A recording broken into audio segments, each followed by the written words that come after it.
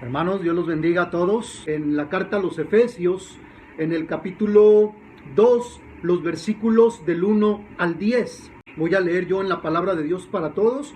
Efesios capítulo 2, versículos del 1 al 10, que dice así: Hace tiempo ustedes estaban espiritualmente muertos a causa de sus pecados y sus ofensas contra Dios. Antes vivían pecando igual que todo el mundo y se dejaban guiar por el que gobierna las fuerzas de maldad que están en el aire y que todavía actúa por medio de los que desobedecen a Dios. Todos nosotros vivíamos así antes. Nuestra forma de vida era complacer los deseos perversos de nuestra naturaleza carnal. Hacíamos cualquier cosa que la naturaleza carnal deseara o que la mente pudiera imaginar. Tal como los demás, merecíamos que Dios nos castigara con su enojo, pero la compasión de Dios es muy grande y Él nos amó con un inmenso amor. Estábamos muertos espiritualmente a causa de nuestras ofensas contra Dios, pero Él nos dio vida al unirnos con Jesucristo.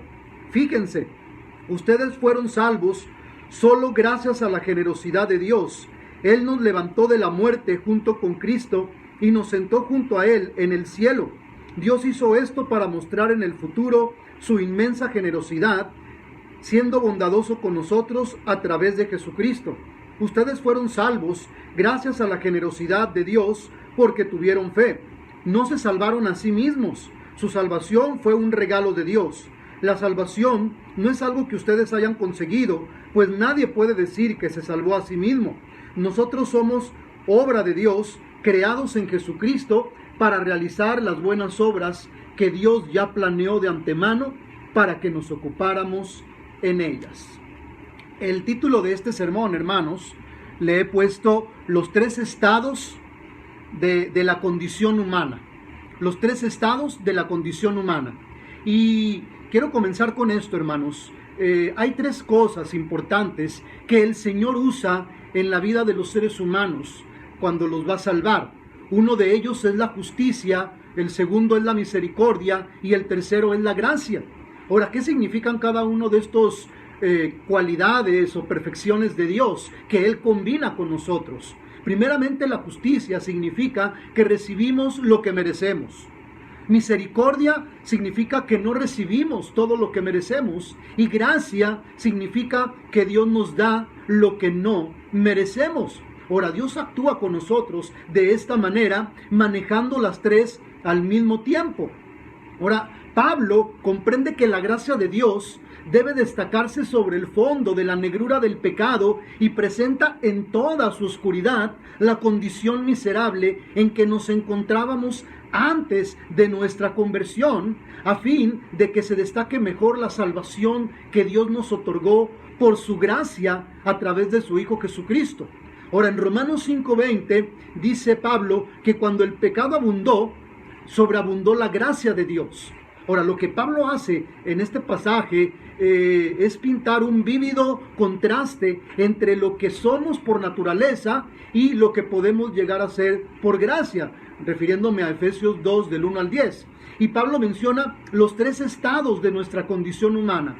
El primero de ellos es lo que éramos en el pasado, la vida sin Cristo. ¿Cómo era nuestra vida sin Cristo? Y Pablo enfatiza el estado caído del hombre y comienza con un enfático ustedes, refiriéndose a nosotros los gentiles, pero en el versículo 3, Pablo menciona que todos nosotros vivíamos de la misma manera, incluyéndose a sí mismo Pablo y a sus hermanos judíos, y termina refiriéndose a todos los demás. Ahora, en la Reina Valera 60 menciona una frase que en el griego original no se encuentra sino hasta el versículo 5, cuando dice, y Él os dio vida a vosotros. Originalmente este versículo comienza de una manera brusca diciendo, hace tiempo ustedes estaban espiritualmente muertos a causa de sus ofensas contra Dios. Ahora, la idea que Pablo nos da aquí es una idea brusca, pero guarda el propósito de establecer un contraste con el versículo 4, cuando dice, pero Dios, que es rico en misericordia, ¿verdad? Que es una de las perfecciones o cualidades de Dios. Ahora, el apóstol Pablo presenta lo trágico que es estar separados de Dios. Lo más trágico que le puede pasar al ser humano en esta vida, hermanos, es estar separado de Dios, es no tener a Dios en su vida. Por eso Pablo dice, estaban muertos en sus pecados y sus transgresiones. Y la palabra pecado en el griego es amartía, que es una palabra que se usa para la caza y el tiro deportivo, y significa no dar en el blanco. Ahora, cuando un tirador lanza una flecha y falla el tiro, eso es amartía, o sea, que erró en el blanco. Por eso el pecado es el fracaso en el intento de alcanzar una meta en la vida. Amartía nos pone cara a cara con lo que es realmente el pecado. O sea, el fracaso en ser lo que debemos y podemos ser. Ahora, la otra palabra que Pablo utiliza es transgresiones, que en el griego literalmente significa caída, y se usa para una persona que yerra en el camino, una persona que cada vez más se aleja de lo que debería ser su destino. Por eso la palabra transgresión es seguir un camino equivocado, cuando podríamos seguir el camino correcto. Es faltar a la verdad que debemos conocer. El fracaso en alcanzar la meta que deberíamos habernos propuesto. Ahora, la pregunta es, hermanos, ¿estamos en la vida donde debemos estar? ¿Nos encontramos donde realmente debemos estar?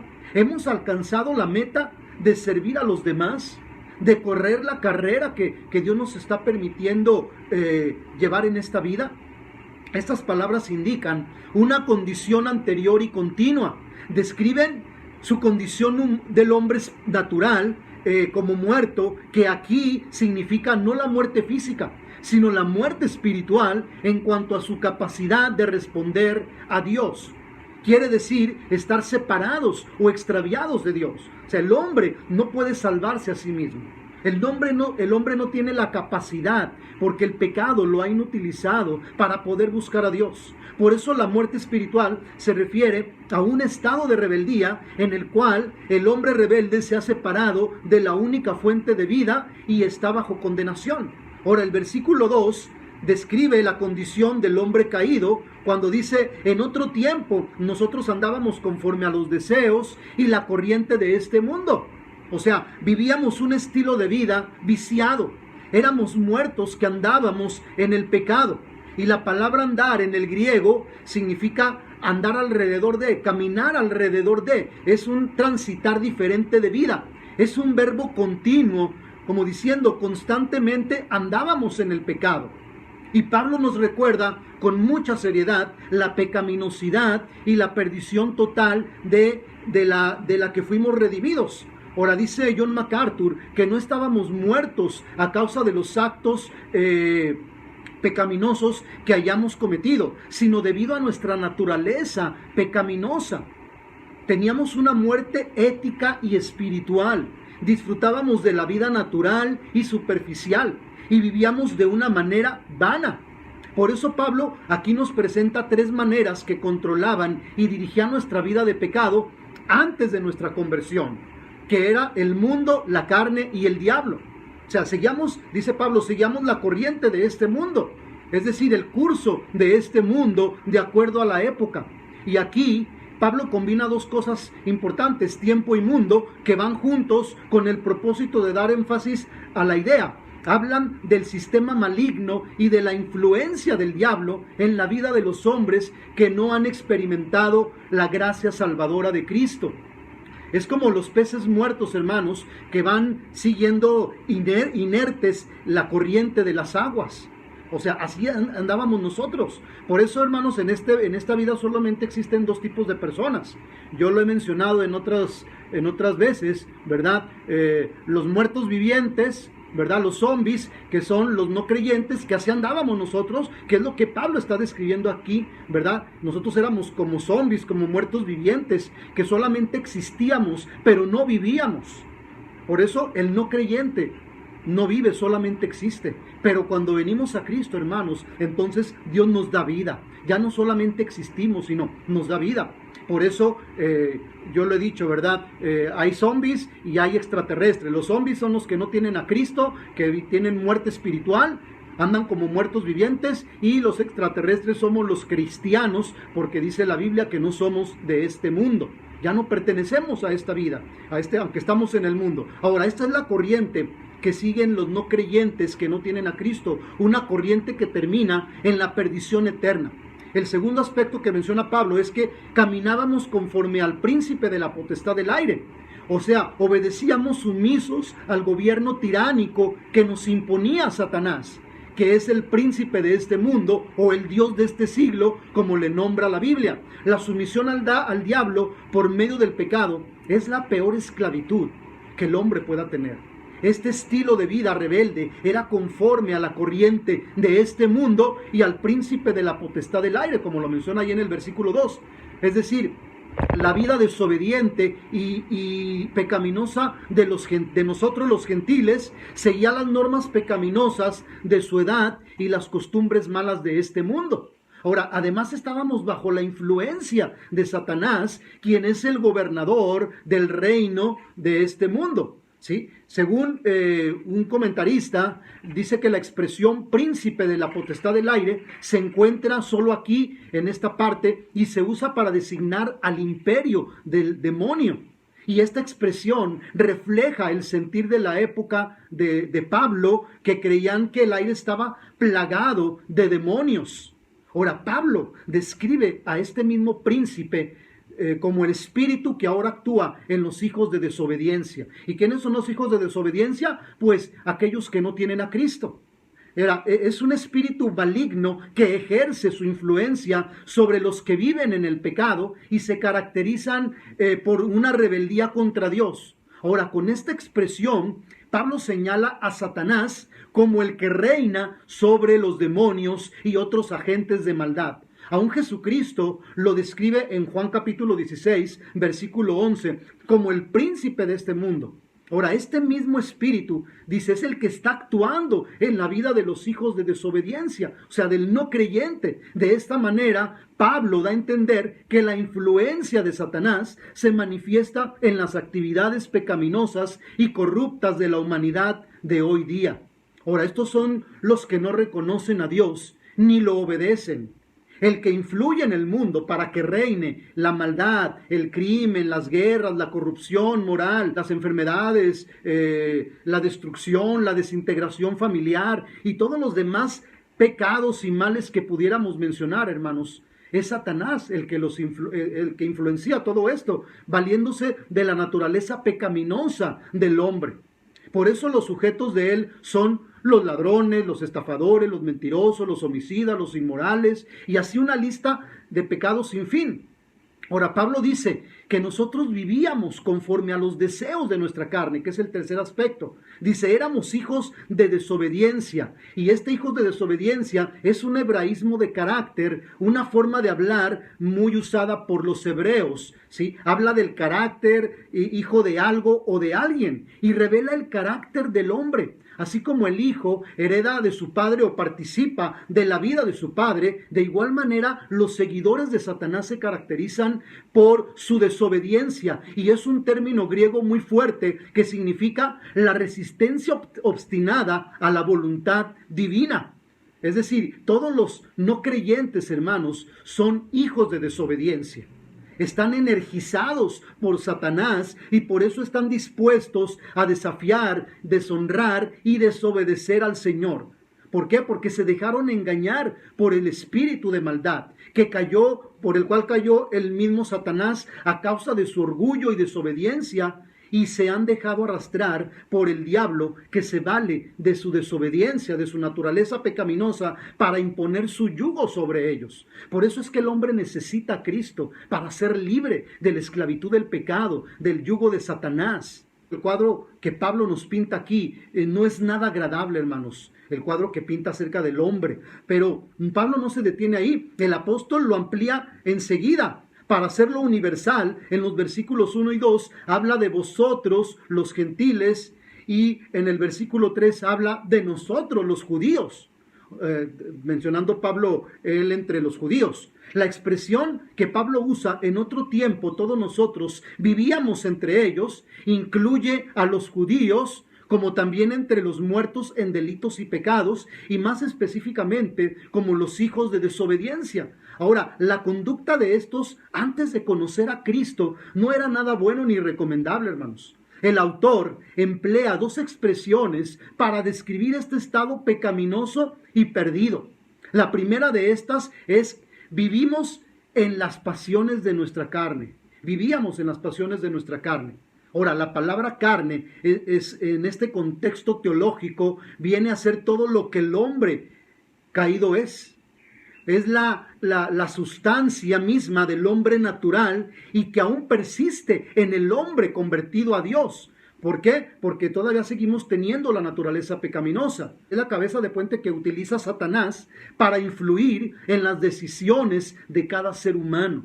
Por eso la palabra que usa aquí Pablo como pasiones, en el griego significa deseos malos o impulsos naturales del hombre carnal. Es el estado de lo que es malo y que está prohibido. Dice el comentarista William Barclay que el deseo es un mal amo y al estar a merced de ese deseo es la peor esclavitud. O sea, la esclavitud de nuestra naturaleza pecaminosa, del pecado. El deseo no es simplemente una debilidad del cuerpo, sino es el ansia de lo prohibido. Y esta expresión de Pablo quiere decir mucho más que los pecados sexuales. En Gálatas capítulo 5, versículos 19 al 21, Pablo nos hace una lista de las obras de la carne. Y empieza por el adulterio y la fornicación, pero sigue con la idolatría, el odio, la ira, la rivalidad, las envidias, las rebeliones, las divisiones, etc. Por eso la carne es la parte de nuestra naturaleza que le ofrece una cabeza de puente al pecado. Ahora, uno, como decía un comentarista, uno puede que tenga su talón de Aquiles en el cuerpo y su peligro sea el pecado sexual. Otro puede que su talón de Aquiles lo tenga en las cosas espirituales y su peligro sea el orgullo. Otro puede estar en las cosas de este mundo y su peligro es la ambición o la codicia. Otro puede que lo tenga en el temperamento y su peligro son las envidias y las enemistades. Ahora, todos estos son pecados de la carne, como la Biblia nos lo menciona. Por eso dice William Barclay: así que nadie piense que porque se ha librado de los pecados más groseros del cuerpo, ha evitado los pecados de la carne. La carne es todo lo que hay en nosotros y que le ofrece una oportunidad al pecado. Es la naturaleza humana sin Dios. Es vivir de acuerdo con los dictados de la carne, con los deseos de la carne. Es simplemente vivir de tal manera que nuestra naturaleza inferior, la peor parte de nosotros, domine nuestra vida. Por eso es una vida que no merece más que la ira de Dios. Por eso Pablo habla de que éramos hijos de desobediencia, ¿sí? Hijos de ira. Muchas personas viven el día de hoy amargadas porque creen que no se les ha dado nunca lo que merecen, ¿verdad? Sus talentos y sus esfuerzos. Pero a la vista de Dios, hermanos, ninguna persona merece nada más que la condenación. Es solo el amor de Jesucristo lo que ha perdonado a las personas que se arrepienten y que no merecían más que su castigo. No merecíamos más que el castigo de Dios, hermanos. Nosotros somos esas personas que habíamos ofendido el amor de Dios y quebrantado su ley.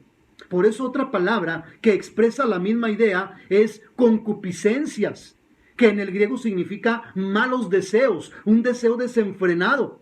Es la segunda expresión que caracteriza esta vida como haciendo la voluntad de la carne y de la mente, ahí en el versículo 3. O sea, la voluntad lleva al hombre a ciertas decisiones y aquí el hombre hace o cumple la voluntad en sus diversas manifestaciones de la carne y de los pensamientos humanos ya torcidos por el pecado. Esta vida anterior estaba sujeta a los impulsos y a los deseos naturales del cuerpo físico y gobernada por los malos pensamientos. Por eso fue una vida controlada en cuerpo y mente por los impulsos bajos de la naturaleza. Como dicen, por los instintos más bajos de la naturaleza carnal. La vida habitual obedecía a los deseos de la naturaleza pecaminosa y los pensamientos pecaminosos. Ahora, el tercer estado de nuestra condición humana es la condición del hombre caído, dentro de este mismo punto. Ahora, la consecuencia de este estado moral se describe con la expresión por naturaleza, dice, éramos hijos de ira. Este es otro hebraísmo que Pablo utiliza aquí, que significa merecer la justa condenación de Dios. Ser hijos de ira es merecer la justa condenación de Dios. Según un comentario, la ira de Dios representa la hostilidad divina a todo lo que es malo. Es decir, por naturaleza implica que esta sentencia divina se debe más a lo que uno es y no solamente a lo que uno hace como pecador. O sea, ya nacemos con la naturaleza pecaminosa, por lo tanto, somos hijos de ira, ¿verdad? Cuando nacemos, las obras malas del pecado provienen de una condición natural del ser humano sin Cristo. Ahora, hay una pregunta que nos hemos hecho constantemente. ¿Somos pecadores porque pecamos o pecamos porque somos pecadores? Pues los pecados no hacen al pecador. El pecador hace pecados, comete pecados, hace malas obras. Así que pecamos porque somos pecadores, hermanos. El segundo punto, después de haber hablado sobre lo que es la vida sin Cristo, nuestra vida pasada, ahora Pablo entra a hablar sobre lo que somos ahora en el presente. La vida en Cristo, ahí en los versículos 4 al 6. Pero, ¿qué significa estar en Cristo? Uno de los términos favoritos del apóstol Pablo es en Cristo. Dios nos escogió en Cristo, Dios nos bendice en Cristo, Dios reconcilió al mundo en Cristo tenemos redención, en Cristo somos bautizados y vivimos eternamente, estamos y tenemos libertad, somos santificados en Cristo, morimos en Cristo y resucitaremos en Cristo. Por eso la frase en Cristo refleja la unión del creyente con su Señor e ilumina la existencia cristiana como si de un ámbito espacial se tratara. Es decir, las actitudes, los comportamientos y los estilos de vida están sometidos al señorío de Cristo en una atmósfera en donde todo se vincula al Señor. Por eso en 1 Corintios capítulo 15, versículo 22, Pablo señala la realidad de que ya no estamos en Adán, el primer Adán, sino que hemos sido trasladados a otro ámbito, al segundo Adán, que es en Cristo. Si el hombre vive de acuerdo con su carne, con su naturaleza carnal y pecaminosa, entonces está en la esfera del primer Adán, de Adán. Pero quien ha creído en Cristo se encuentra en su esfera, gobernado y sostenido por Él y por su poder. Ahora, aquí parece, hermanos, que el problema del pecado ya está resuelto para quienes están en Cristo. Dios lo resolvió en la cruz del Calvario. Pero Pablo casi siempre, después de describir la condición de la vida en Cristo, exhorta a los cristianos a presentarse ante Dios en obediencia y en concordancia con aquello que ha descrito como una obra de la gracia de Dios. Si hemos muerto con Cristo, debemos buscar las cosas de arriba, donde está Cristo y donde ya estamos nosotros también colocados, ¿sí? Ya hemos muerto al pecado y hemos muerto a nuestra vida antigua, hermanos. Seguimos siendo pecadores, pero ahora estamos en Cristo. Y a través de Cristo es que Dios nos da la victoria sobre el pecado. Después de mencionar la situación triste y trágica de la humanidad, Pablo cambia el tono de la carta y habla de lo que Dios ha hecho a pesar del cuadro desolador del hombre. Parece que Pablo vuelve en el capítulo 4 al pensamiento que quiso iniciar al comienzo de este capítulo, con una descripción de lo que Dios ha hecho por nosotros. Y Pablo menciona la solución divina al dilema humano. Comienza con una descripción de la naturaleza de Dios cuando dice, pero Dios, que es rico en misericordia a causa de su gran amor con que nos amó. Este pero, hermanos, es el que hace la diferencia. Aquí comienza Pablo con el contraste salvador de Dios. Menciona dos características que son su misericordia y su amor. La palabra misericordia, que en el hebreo significa amor constante, es el acto soberano de Dios en el cual Él nos bendice a pesar de lo que somos. Entendiendo el término misericordia, hermanos, etimológicamente significa la miseria del corazón. Nos pone fuera de lugar en relación con lo que merecemos. A pesar de nuestra miseria, Dios ha decidido bendecirnos, tratarnos de diferente manera, y eso es misericordia. Ahora dice Pablo, con el gran amor con que nos amó. Aquí esta frase, gran amor, tiene que ver con el ágape de Dios. Expresa su carácter y la causa de su acción para con nosotros. En contraste con lo que ofrece al hombre pecador, Pablo presenta a Dios como rico en misericordia a causa de su gran amor. Rico en misericordia sugiere la circunstancia o la razón por la que Dios nos dio vida. El hombre, como ser salvable, hermanos, es el objeto del amor de Dios. Porque por eso dice Juan 3:16, de tal manera amó Dios al mundo que dio a su Hijo unigénito, quien sufrió bajo la ira del Padre para que el pecador tuviera la gracia de Dios. Ahora, del amor de Dios emana la misericordia, hermanos, que se relaciona muy estrechamente con la gracia de Dios. Por eso al principio decía, justicia, misericordia y gracia son tres cosas que Dios combina para con nosotros.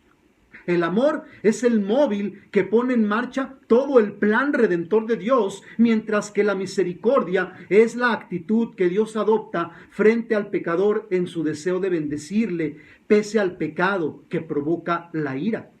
Por eso Dios se compadece de la situación miserable del pecador y toma la iniciativa en perdonar los pecados. Ahora, esta misericordia es una misericordia grande, es abundante y es generosa. Esta misericordia es el resultado de su gran amor con que nos amó. El amor es la esencia del carácter de Dios y este amor es para las mismas personas que éramos objetos de su ira divina. Dice John MacArthur que la salvación es para la gloria de Dios porque despliega su misericordia y amor sin límite hacia aquellos que están muertos espiritualmente a causa de su pecaminosidad. Entonces, Pablo insiste en que es por gracia que somos salvos, como lo dice en los versículos 8 y 9. No nos hemos ganado la salvación, hermanos, ni podríamos ganarla de ninguna manera, jamás. Jamás podríamos ganarnos nuestra salvación. Si somos salvos es por la gracia y la misericordia de Dios. Es un regalo de Dios y nosotros no tenemos que hacer más que aceptar esa gracia de Dios. Dios es amor y por lo tanto el pecado es un crimen no contra la ley sino contra el amor de Dios. No es contra los mandatos de Dios solo contra lo que hemos pecado, sino contra su corazón, hermanos. Por lo tanto, solo un acto del perdón gratuito de la gracia de Dios puede regresarnos a la debida relación con Él. Por eso el propósito de Dios es redimir al ser humano, reconciliarlo con su Creador. Es por eso que las obras no tienen nada que ver con ganar la salvación. Las buenas obras no pueden ganarnos nunca la salvación, pero hay algo que no es debido en nuestro cristianismo si la salvación no se manifiesta en buenas obras. Es decir, debemos hacer todo lo posible para ser dignos de ese amor. Como decía Martín Lutero, recibimos la salvación por la fe sin aportar obras. Pero la fe que salva va siempre acompañada de buenas obras. Así que la salvación tiene que venir de Dios totalmente, porque no puede venir del hombre jamás. Para Pablo, la ley es la que nos lleva a la gracia y no la gracia a la ley. Al reconocer que no podemos cumplir con la ley, eso nos lleva a la gracia. Ahora, como resultado del amor de Dios para con nosotros y como resultado de la obra redentora de Cristo, somos en el presente lo que Dios hizo. Dice que nos dio vida juntamente con Cristo, primero. Segundo, nos resucitó juntamente con Él. Y tercero, nos sentó juntamente con Él. Ahora, complementando la idea de la vivificación, es decir, la regeneración espiritual, Pablo continúa diciendo en el versículo 6, cuando dice, y juntamente con Cristo Jesús nos resucitó y nos hizo sentar en los lugares celestiales, ¿sí? Todos los beneficios, hermanos, de su obra sacrificial, los gozamos nosotros por nuestra relación con Él. O sea, tener vida juntamente con Cristo significa que ahora andamos con Él en novedad de vida. Vuelvo a enfatizar, misericordia es que no recibimos el castigo que merecemos. Y gracia es que recibimos la salvación que no merecemos. La recibimos como un don, como un regalo, no como algo que nosotros nos hemos ganado. Por eso dice, por gracia somos salvos por medio de la fe. Y esto no es de nosotros, pues es un don, un regalo de Dios, y no por obras para que nadie se gloríe. Ahora, ¿por qué lo hizo el Señor? Primeramente, por su amor. Segundo, por su misericordia. Y tercero, por su gracia. Por eso Él lo hizo. Estábamos muertos en nuestros delitos y pecados y por lo tanto éramos incapaces de salvarnos a nosotros mismos. Solo la misericordia de Dios podía alcanzar a los pecadores, podía alcanzarnos. ¿Por qué? Porque misericordia es amor para el que está abajo. Estábamos bajo la ira de Dios, ¿sí? Solo el amor de Dios podía triunfar sobre la ira. Así que no merecíamos nada de la mano de Dios más que su juicio por nuestros pecados. Solo la gracia podía rescatarnos de la condenación por su pura misericordia, amor y gracia, hermanos. Por eso, más que esto, Dios nos salvó a fin, dice, de poder mostrar en los tiempos venideros la incomparable riqueza de su gracia, y en el versículo 7. Ahora, lo que Dios ha hecho, lo ha hecho para poder continuar demostrando su gracia abundante a través de los siglos venideros. Como lo dice un comentarista, dice que los creyentes somos trofeos de la gracia de Dios y su designio es exhibir en nosotros la incomparable riqueza de su gracia. Ahora, esta frase contiene un mensaje misionero y señala el propósito misionero que Dios tiene para su iglesia. Esto es lo que ahora nosotros somos en el presente, lo que somos en Cristo. Y el tercer aspecto, hermanos, es lo que seremos en el futuro, la vida con Cristo. Ahí Pablo lo describe en los versículos del 7 al 10. Cuando dice la frase con Cristo, indica que no solamente somos beneficiarios de su acto de salvación, sino que también compartimos con Él el misterio de la cruz. Ahora, es en la consumación de su plan redentor, cuando dice en los siglos venideros, que la plenitud de la gracia de Dios será conocida. La salvación es para bendición del creyente, pero el mayor propósito que cumple es la glorificación eterna de Dios por haber concedido a los creyentes su gracia y su bondad, las cuales son interminables e ilimitadas. Por eso en los versículos 8 al 10 forman una de las más importantes porciones de toda la Biblia, hermanos. Todo el proceso de nuestra salvación se debe a la gracia, a el favor gratuito e inmerecido de Dios, la cual se obtiene mediante la fe. Y tres palabras fundamentales de la buena nueva cristiana son salvación, gracia y fe, que Pablo menciona en estos versículos. Salvación es más que perdón, es liberación de la muerte, es liberación de la esclavitud y de la ira presentadas en los primeros 3 versículos, ¿sí? Y la palabra gracia, que en el griego tiene que ver combinada con la misericordia gratuita e inmerecida de Dios hacia nosotros. Y la fe, estas dos, la gracia y la fe, hermanos, vienen como un don gratuito, como un regalo de Dios, y no por ningún mérito que nosotros podamos hacer para salvarnos. Por eso el hombre no tiene ninguna parte en su salvación, más que recibirla, ¿sí? A esto Pablo añade 2 negaciones. Primero dice, esto no procede de nosotros, o sea, es un regalo de Dios. Y segundo, no por obras, para que nadie se gloríe. Así que el hombre no puede salvarse a sí mismo, a menos que sea salvado por la gracia de Dios, por la gracia y la misericordia de Dios y por la fe en Jesucristo. Ahora, la gracia, decía Martín Lutero, hermanos, es como el alimento y el cubierto, ¿sí? Dios nos da la comida, que representa la salvación, pero también nos da la fe, que es el cubierto para poder tomar esa comida. Pero cada uno, Dios nos lo da, o sea, Dios nos da tanto el plato como el cubierto. Dios nos da la salvación, pero nos da la fe para tomar esa salvación, ¿sí? No solo la gracia es un regalo de Dios, la fe también es un regalo de Dios. Por eso Pablo dice, y esto no proviene de nosotros, refiriéndose al proceso y al acto de la salvación. Ahora, lo que Pablo está haciendo aquí es tumbar el argumento de aquellos que dicen Dios pone la gracia y el hombre pone la fe. Así que el hombre pone su parte en su propia salvación. Ese es un error, hermanos. Ese es inclusive hasta una herejía. Decir que el hombre pone el 50% en su salvación. No, la salvación es 100% de Dios, hermanos. Somos alimentados espiritualmente por Dios y hasta el mismo tenedor con el que comemos es un regalo de Dios. Por eso nunca debemos pensar que la salvación es una especie de convenio entre Dios y nosotros, en la que Él contribuye con la gracia y nosotros contribuimos con la fe. No, dice la Biblia que estábamos muertos y tuvimos que ser revividos antes de poder creer. Por eso los apóstoles del Señor Jesucristo enseñan claramente en todas partes que la fe salvadora también es un regalo gratuito de Dios. Juan, Pedro, lo enseñan también en sus cartas. Por lo tanto, la salvación es un don de Dios para que nadie se jacte. Así que no somos salvos por obras, sino para buenas obras, que es la última parte que Pablo menciona en el versículo 10. ¿Sí? Nuestra salvación no puede depender de obras, pero está orientada hacia buenas obras. La fe, hermanos, es como la raíz de un árbol.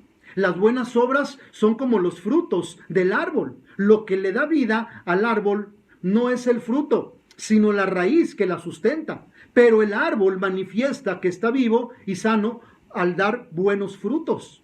Del mismo modo, no son las buenas obras las que salvan al hombre, sino la fe. Es decir, la gracia mediante la fe. Pero el hombre demuestra que es salvo por sus buenas obras que lleva a cabo, pues son el fruto del Espíritu.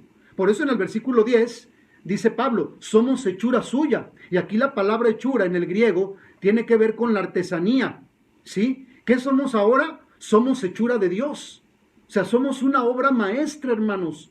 Somos los trofeos de Dios, creados en Cristo Jesús. Y estas dos palabras griegas hablan de creación. Somos hechura suya. Hasta aquí el apóstol Pablo ha presentado la salvación en términos de resurrección de los muertos, de liberación de la esclavitud, del pecado y de rescate de la condenación. Y cada vez aclara que la obra es de Dios. ¿Por qué? Porque los muertos no pueden revivir por sí mismos, ni pueden los cautivos o los condenados liberarse a sí mismos.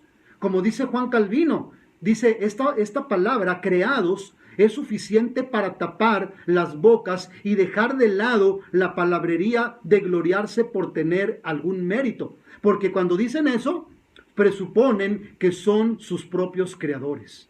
Así que las buenas obras son indispensables para la salvación, pero no como su fundamento o como un medio, sino como la consecuencia y la evidencia de la salvación. No somos salvos por obras, sino como dice el versículo 10, somos creados en Cristo Jesús para buenas obras que Dios preparó de antemano, que Él diseñó en una eternidad pasada y para la cual nos creó de manera que las pongamos en práctica continuamente. Así que el texto termina como comenzó, con nuestro andar humano, una frase de lengua hebrea para referirse a nuestra manera de vivir. Ahora, primeramente dice Pablo, andábamos en transgresiones y pecados, o en delitos y pecados, en los que el diablo nos había atrapado, era nuestro dueño. Ahora dice, andamos en buenas obras, que Dios ha preparado de antemano para que las hagamos. Es un contraste, hermanos, entre estos dos estilos de vida, malo y bueno, y detrás de ellos hay dos dueños, Satanás y Dios, porque antes nuestro dueño era el diablo, ahora nuestro dueño es Jesucristo, es Dios mismo. Así que, hermanos, concluyendo con esto, el problema del hombre no es pequeño, sino es grande. Si la acción salvadora de Cristo Jesús, sin la acción de Cristo Jesús, no hay redención. La ira de Dios cae por rechazar a Jesucristo, no por portarse mal. Nosotros vemos la redención hacia el futuro. Dios la ve en el pasado. Nosotros nos vemos que nos vamos a sentar en los lugares celestiales. Dios nos ve ya sentados en los lugares celestiales. Como decía al principio del sermón, la misericordia es Dios reteniendo el castigo que no merecemos por derecho, y la gracia es Dios no solamente reteniendo ese castigo, sino ofreciendo más bien la más preciosa de las dádivas, que es la salvación. Así que, hermanos, quiero terminar con esto. La misericordia impidió que el cuchillo penetrara en el corazón de Isaac. La gracia proveyó un carnero entre los matorrales. La misericordia corre a perdonar al hijo pródigo. La gracia hace una fiesta con toda honorabilidad. La misericordia de Dios venda las heridas del hombre herido por los ladrones. La gracia cubre el costo de su plena recuperación. La misericordia cubre el grito del ladrón en la cruz. La gracia promete el paraíso ese mismo día. La misericordia paga la pena de nuestro pecado en la cruz. La gracia pone la justicia de Cristo en situación de nuestra maldad. La misericordia convierte a Pablo en el camino a Damasco. La gracia lo llama a ser apóstol. La misericordia cierra las puertas del infierno, pero la gracia abre las puertas del cielo. Y por último, la misericordia retiene el castigo que nos hemos ganado, pero la gracia provee bendiciones que no nos hemos ganado. Así que, hermanos, solo la gracia de Dios a través de Cristo puede rescatarnos del pecado, del infierno y de la ira del Dios Todopoderoso. Son los tres estados del hombre, ¿sí? De la condición del hombre. Lo que era antes de Cristo, lo que es en Cristo en el presente y lo que será con Cristo en el futuro.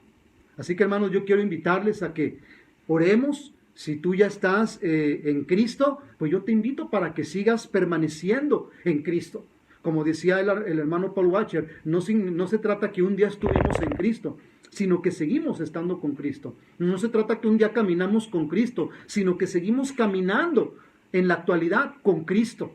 No se trata que un día nos arrepentimos, sino que nos seguimos arrepintiendo hasta el día de hoy, hermanos. Y si tú no estás en Cristo, pues yo te invito a que dejes de ser hijo de ira, y que ahora, en vez de estar sin Cristo, ahora pases a estar en Cristo, a tener una nueva vida. Hasta luego, hermanos. Dios los bendiga.